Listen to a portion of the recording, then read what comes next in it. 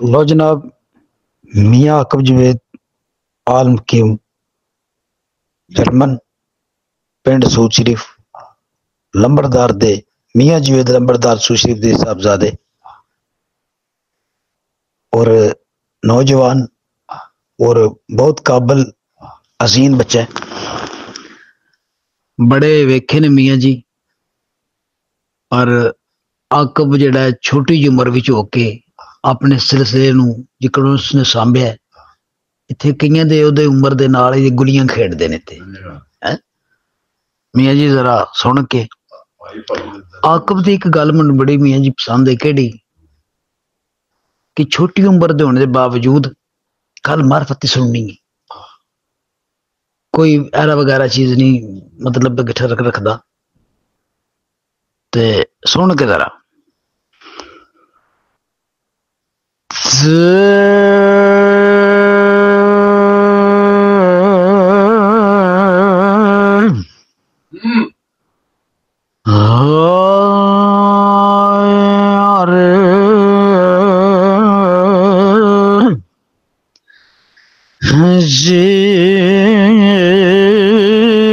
बाजारों लभदियां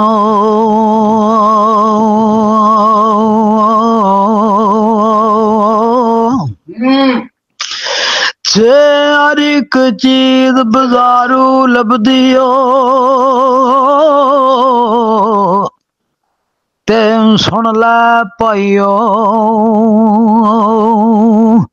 ओ दाना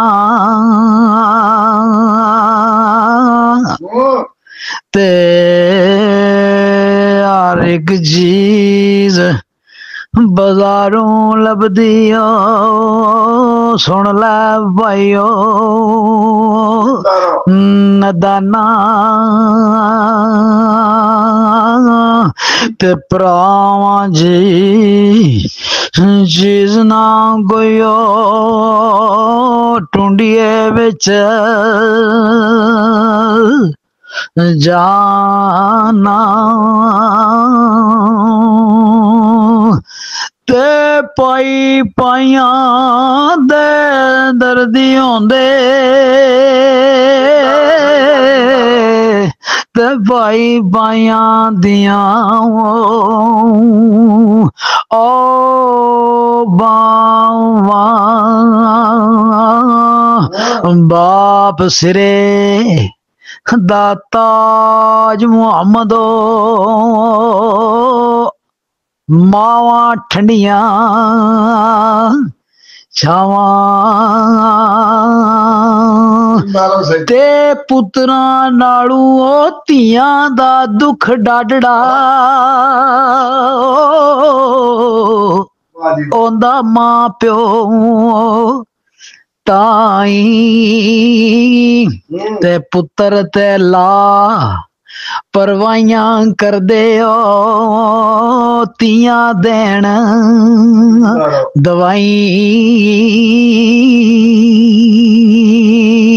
सरकार कड़ी फरमांदे ने कि पुत्र ते लापरवाहियां कर दे ते तियां देन दवाई। ते सरकार कड़ी फरमांदे ने पे काबिल गौर तवज्जो चाहांगा। हजूर कड़ी फरमाया, हजूर कड़ी फरमांदे ने तू बाबल आय हाय हाय। सरकार कामल अल्लाह दे वली होए ने और सरकार ने बड़ी मार्फत जुम्मेदारी ना सुखन लिखा। हजूर खड़ी फरमाते ने ऐ बाबल तू किबला काबा ओ दिल ते जान मेरी दा दैम इसम शरीफ तुसां दा बिरद जुबान